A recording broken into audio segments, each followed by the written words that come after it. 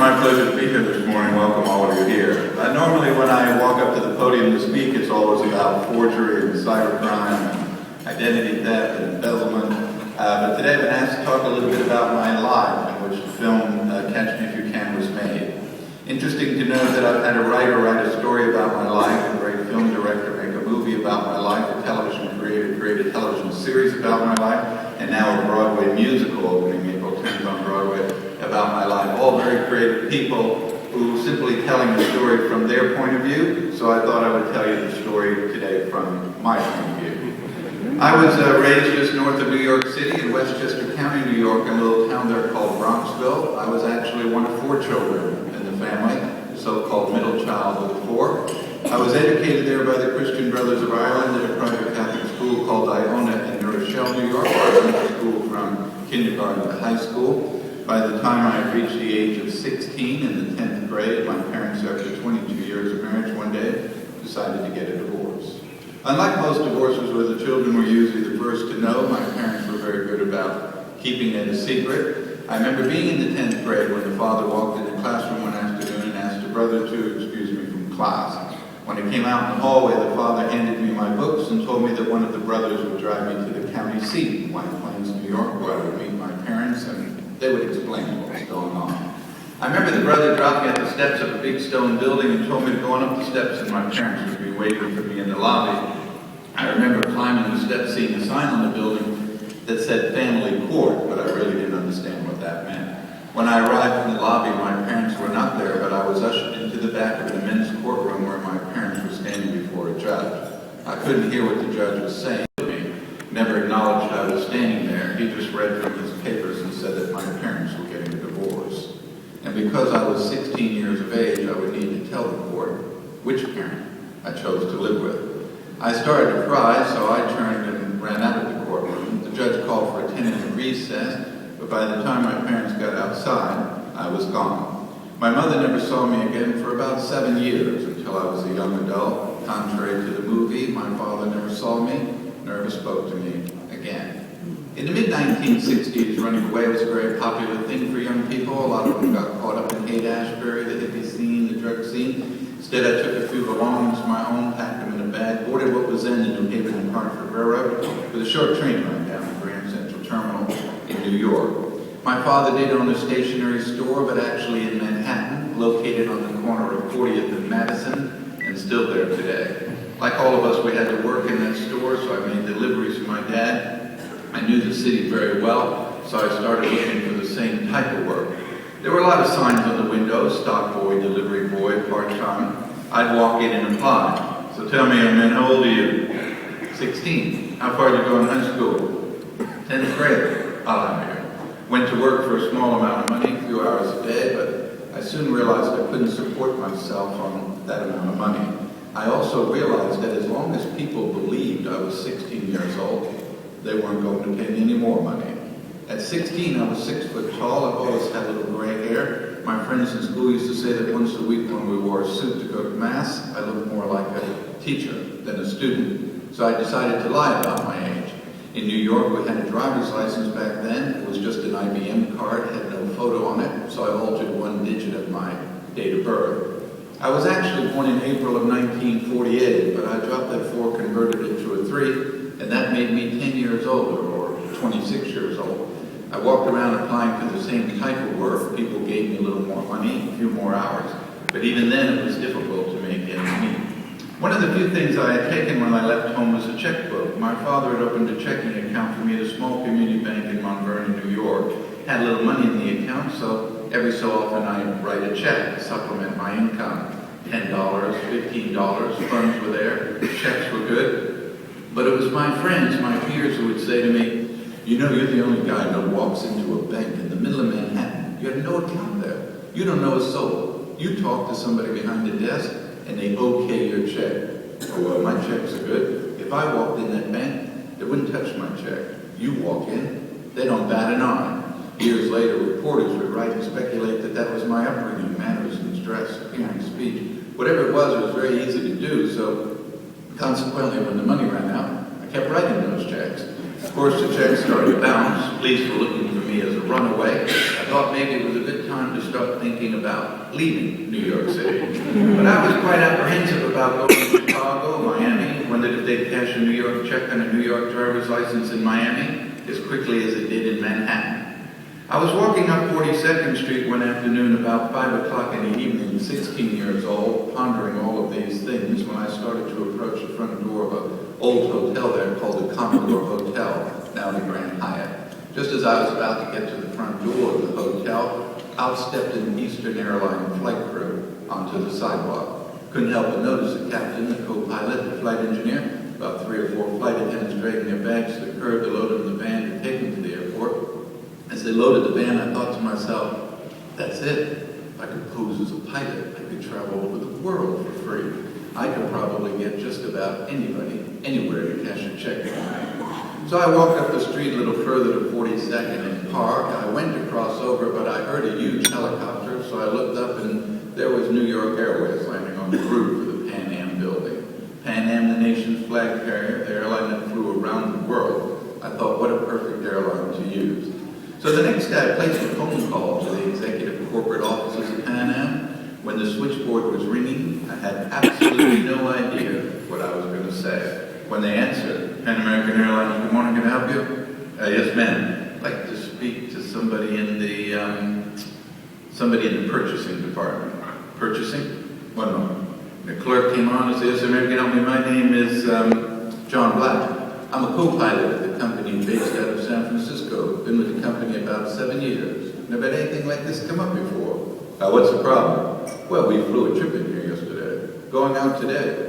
Yesterday I sent my uniform out through the hotel to have it dry cleaned. Now the hotel and the cleaner say they can't find it.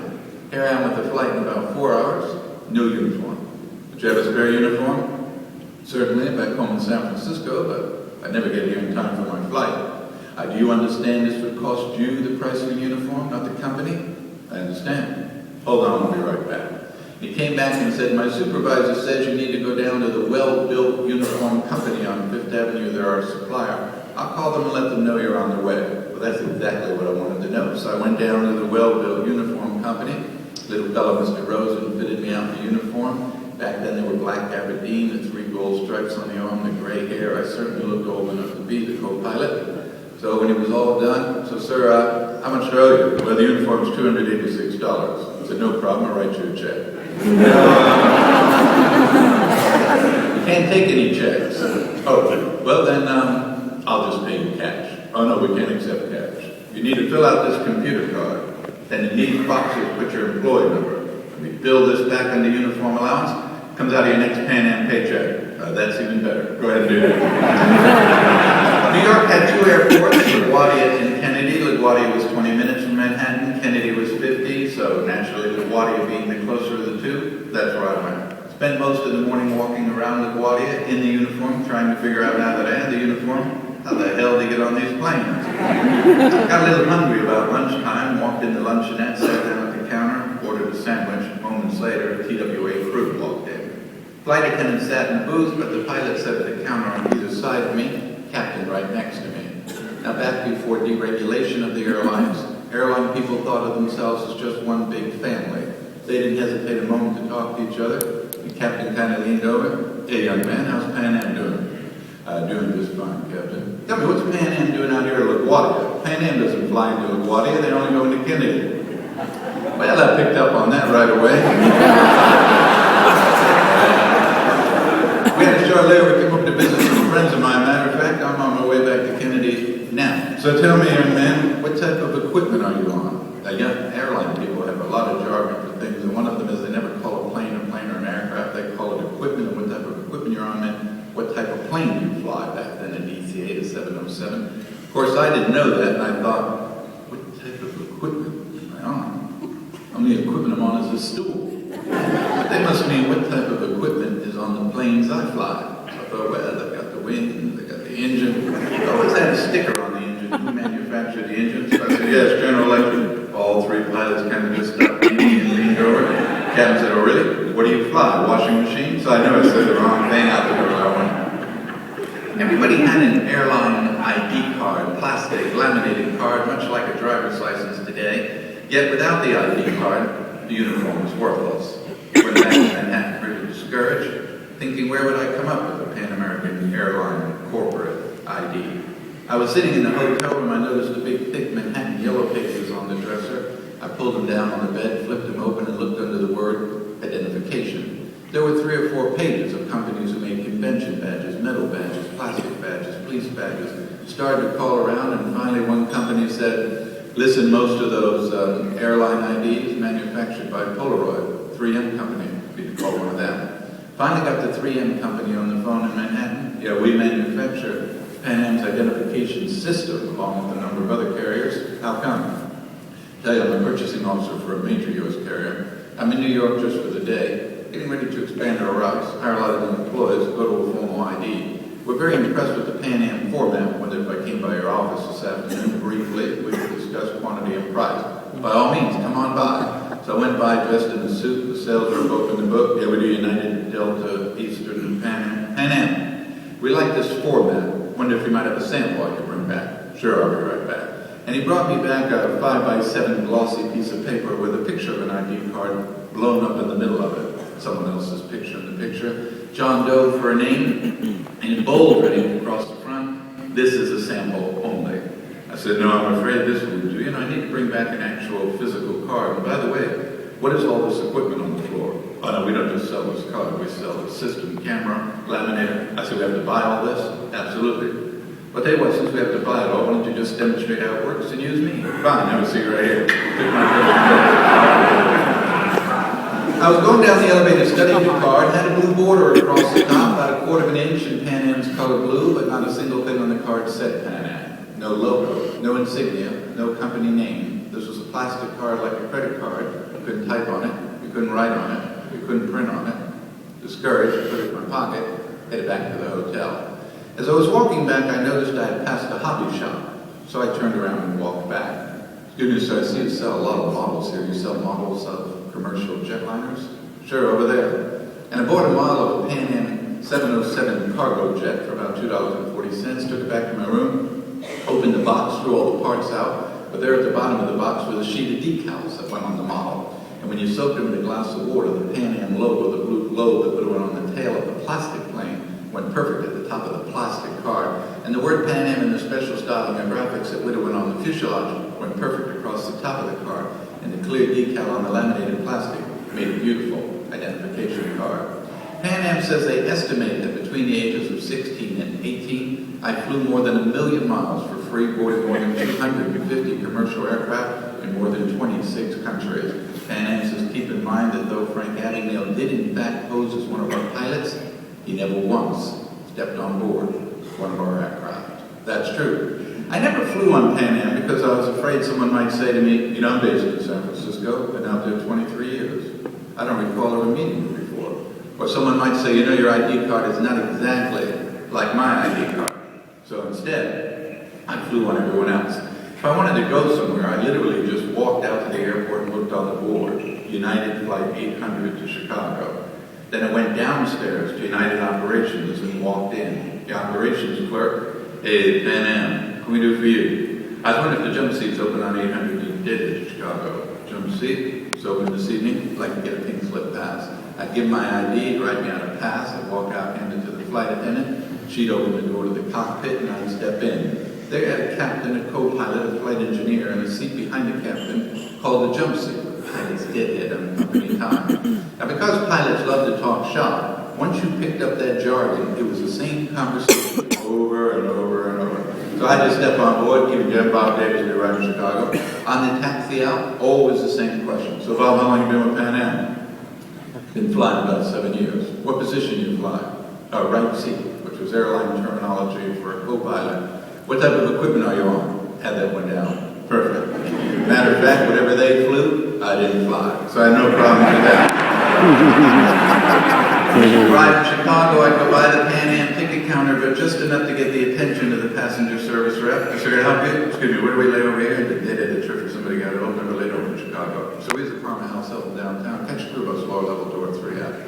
I go down to the Parma House Hilton, walk in, and on the corner of the registration desk was a little sign that said, Airline Cruise. That was a 3-ring binder. You signed in, referenced your flight number, showed your ID. They'd give me a key. I'd stay 2 or 3 days, and Pan Am would be direct billed for my room and my meals.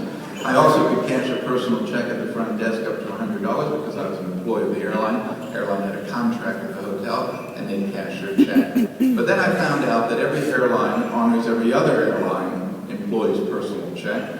A reciprocal agreement still practiced today in 2011, so that a Delta flight attendant at the Orlando airport this morning can walk up to the American airline ticket counter and show her Delta ID and cash a personal check up to $100 and vice versa. Of course, when I found that out, I went out to JFK, LAX, only I went to everybody, Northeast, National, KLM, Air France. It would take me a good 8 hours, stopping at every counter and every building. By the time I got all the way around the airport, at least 8 hours had gone by. And what do you have in 8 hours? Shift change, new people, so I go all the way back. I made a great deal of money. The only reason I quit at 18 is the FBI issued a John Doe warrant for interstate transportation of fraudulent checks, a federal offense. The John Doe warrant meant the FBI didn't know my identity. In the warrant, the FBI said, based on interviews with people I had contact with, I was approximately 30 years old. I was 18, had a great deal of money. So I hung the uniform up and moved to Atlanta, Georgia. In Atlanta, I moved into a very swank singles complex that had just been built there called the Riverbend Apartments. On the application for the lease, there were a lot of questions for a teenage boy. One of them was occupation. I began to write down airline pilot, but the next question said employed by, supervisor's name, telephone contact. I thought to myself, I'll need to come up with something that would be impossible to check out. Yet something that would justify why I drive an expensive car, wear expensive clothes, don't work much. So I wrote down the word doctor. First thing came to my mind, nothing else. I had a very inquisitive apartment manager. Oh, I see you're a doctor. Yes, ma'am. What type of doctor are you? Well, I'm a medical doctor. However, not practicing medicine right now. I left my practice out in Los Angeles to come to Atlanta to invest in some real estate I have. How interesting. Well, tell me, what type of medical doctor are you? And I figured, being a singles complex, pediatrician would be pretty safe. So I moved in, Dr. Frank Williams, pediatrician. Everybody called me doc, always the typical questions at the pool. So doc, where'd you go to medical school? At Columbia University in New York. Where'd you serve your internship? At Harvard Children's Hospital, out in LA. Once in a while, one of the guys would come by, hey Paul, hey doc, look at my leg. I don't know what I did to it, look at this. Paul, I can't examine your leg. Did you go to your own doctor and look at that? When the girls came around, I was giving them a thorough examination. I was young, but not stupid. I was living there for about 2 or 3 months. Everything was going great. One afternoon, there was a knock on the door. A very distinguished gentleman, mid-50s, standing there. Yes, I can help you? You are Dr. Williams? Yes. My name's Gordon. Just moved in the apartment down below. Wanted to come up and introduce myself. I'm your neighbor. Come on in. Not only your neighbor, understand you're a pediatrician. Yes. I'm the chief resident pediatrician of the county hospital up the street. Dr. Gordon was going through a divorce, just separated from his wife. He was very upset, very lonely. Every day on the way to the car, out to the pool, the tennis court, he'd stop you. And after a minute or two about the weather, he'd start speaking medical terminology. Not being able to converse with him, I in turn would cut him short, but I knew eventually he'd get suspicious. Determined not to move, every day I went to Emory University's medical library. Every day I read the daily journals from Johns Hopkins, from the Mayo Clinic. Every day I took a certain part of the journal, memorized it to detail. And every night when Dr. Gordon pulled in his parking slot, literally without exaggeration now, every night I was sitting on his doorstep. Hey doc, you're about this new theater using it with me? What is it tonight? And I'd follow him into his apartment. Aggravated, he'd go in his bedroom to get undressed. I'd go in his bedroom and sit on the edge of the bed. Be in the kitchen, I'd follow him back. Go to the bathroom, I'd talk through the door. Pretty soon he'd come home. Hey doc, I don't have time to talk to you right now. I gotta go. I got to avoid you, which is exactly what I wanted.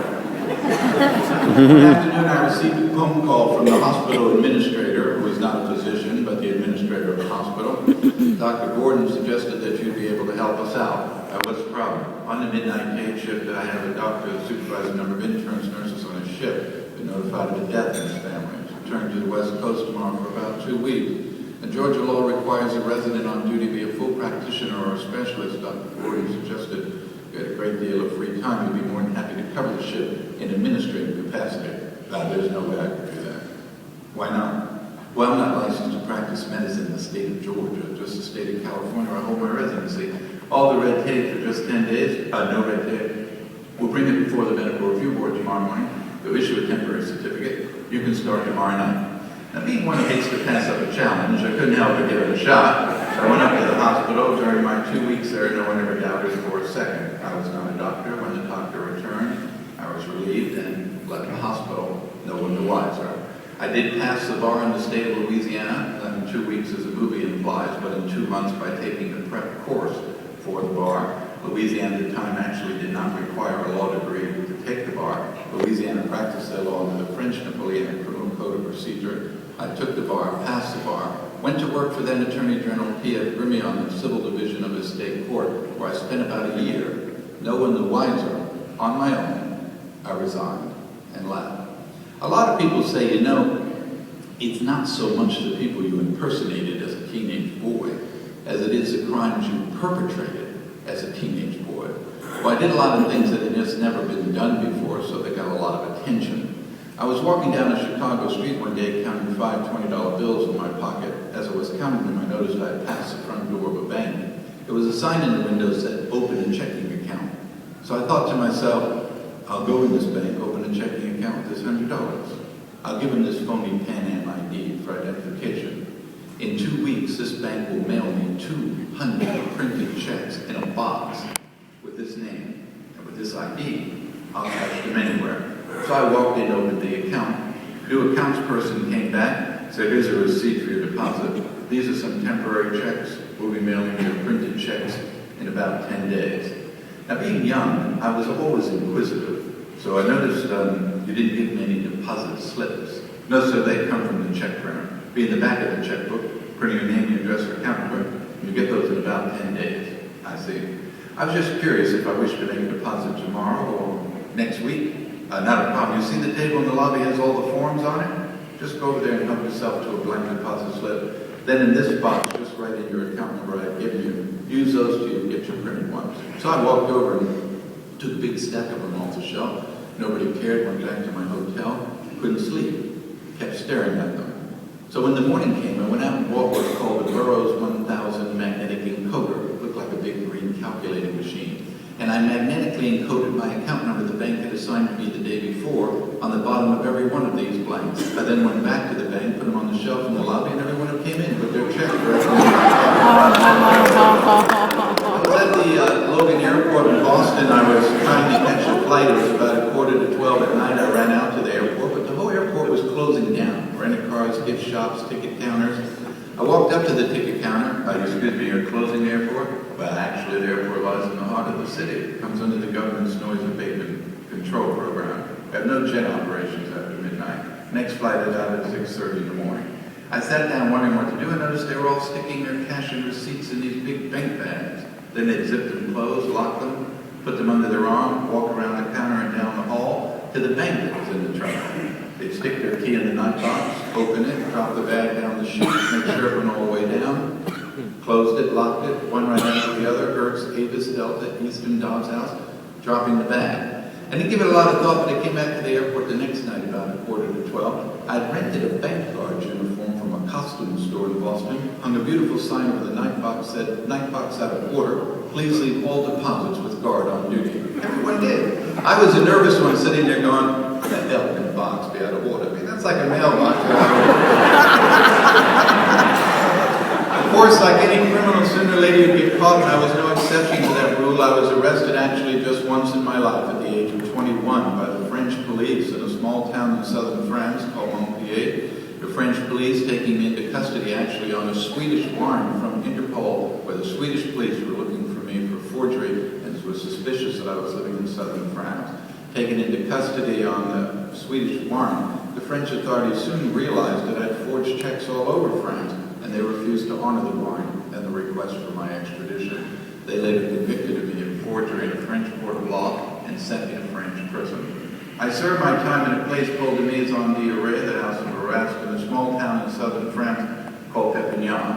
Steven Spielberg told Barbara Walters it was extremely important to me to go back to that prison, to the exact cell Frank was in, and reconstruct it according to the law books during his stay there. which he said was a blanket on the floor, a hole in the floor to go to the bathroom, no plumbing, no electricity. He said, I entered the prison according to the logbooks at 198 pounds and left the prison at 109 pounds. When my sentence was over, I was extradited to Sweden. I was later convicted in a Swedish court of forgery and sent to a Swedish penitentiary in Malmo, Sweden. When my prison term was up in Sweden, U.S. federal authorities returned me to the United States. Arraigned in U.S. federal court, eventually a United States federal judge sentenced me to 12 years in federal prison. I served 4 of those 12 years at a federal prison in Petersburg, Virginia. When I was 26 years old, the government offered to take me out of prison on the condition I go to work for an agency of the federal government for the remainder of my sentence or until my parole had been satisfactorily completed. I agreed and was released. This year in February, I celebrated 35 years with the FBI, where I've worked now in Washington, D.C. for 35 years. I make my home in Charleston, South Carolina. I live there with my wife for 34 years and commute each week up to Washington, and my 3 sons. My youngest boy, 27, graduated from the University of Beijing in China, went on to get his master's there. He reads, writes, and speaks Chinese fluently, works for an American company in Beijing. My middle son graduated from the University of Nevada in Las Vegas with a degree in hotel administration. He and my wife are partners in a business they own in Charleston, South Carolina. And my oldest boy, 32 now, graduated from the University of Kansas, went on to Loyola School of Law in Chicago, got his law degree, passed the bar in Illinois, went on to make his dad very, very proud. He's an FBI agent in the intelligence unit in Baltimore, Maryland.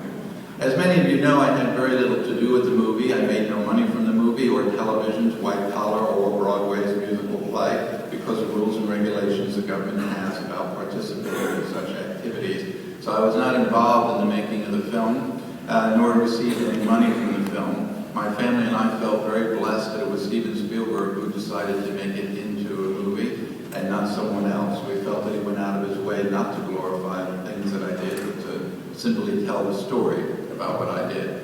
In that interview with Barbara Walters, he said, I did not immortalize Frank Abagnale on film because of what he did 40 years ago as a teenage boy. I immortalized him on film because of what he's done for his country for more than 30 years, unquote. In the end, my family and I were very pleased with the outcome of the film. Needless to say, back in Washington, I get lots of emails every day. When they run a movie on TV, I can tell whether it is in Germany or whether it's in the U.S. as they ran it by the emails I had that morning from people as young as 8 to people as old as 80. Most of the people who send the emails just want to make a statement. They're not expecting to get an answer. Some write and say, you know, you were brilliant. You were an absolute genius. I was neither. I was just a child. Had I been brilliant, had I been genius, I don't know that I would have found it necessary to break the law in order to just simply survive. And while there are people that are fascinated by what I did 40 years ago as a teenage boy, I've always looked upon what I did as something that was immoral, illegal, unethical, and a burden I live with every single day of my life and will until my death. There are many who write and say, well, you know, you were certainly gifted. That it was. I was one of those few children that got to grow up in the world with a daddy. The world is full of fathers. But there are very few men worthy of being called daddy by their child. I had a daddy who loved his children more than he loved life itself. Steven Spielberg would later write that the more I researched Frank's youth without the use of Frank, I couldn't help but put his father in the film through the likes of Christopher Walken. My father was a man who had 4 children, 3 boys and a daughter. Every night he'd walk into your bedroom. He was 6'4". He'd drop down on one knee, kiss you on the cheek, pull the cover up, and he'd whisper deep in your ear, I love you. I love you very much. He never missed a night.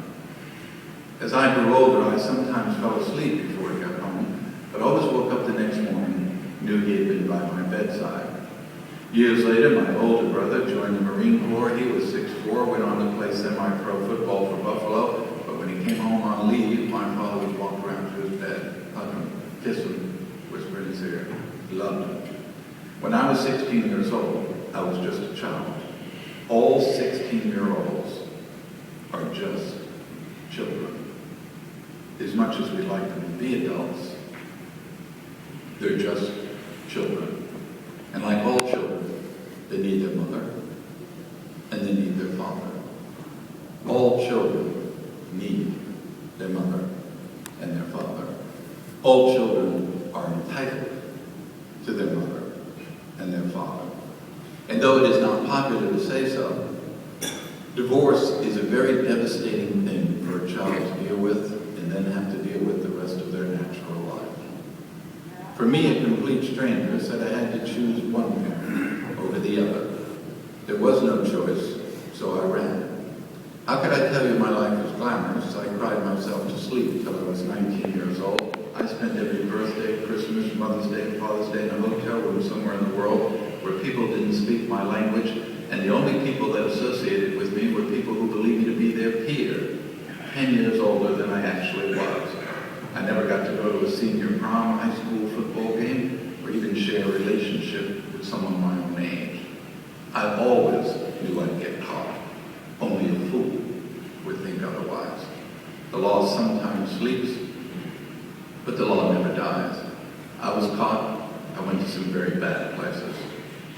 My boys have grown up asking their mother, why is it that Dad gets up in the middle of the night and doesn't turn on the TV? He just sits in the TV room all night. Because there are things you can't forget, things you're not meant to forget. While I was sitting in that pitch black cell in France, my father, 57, was climbing the subway stairs as he did every morning. He was in great physical shape.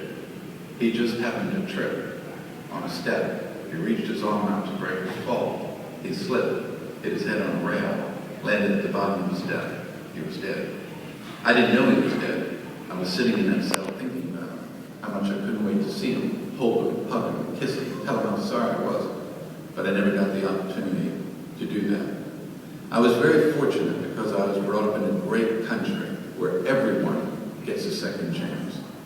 I owe my country 800 times more than I could ever possibly repay it for the opportunities it's given me these past 35 years. That is why I'm at the FBI today, 26 years beyond my legal obligation to do so. I have turned down 3 pardons from 3 sitting presidents of the United States because I do not believe, nor will I ever believe, that a piece of paper will excuse my actions, that only in the end, my actions will. I was very fortunate that 34 years ago on an undercover assignment in Houston, Texas, I met my wife. When the assignment was over, I broke protocol to tell her who I really was.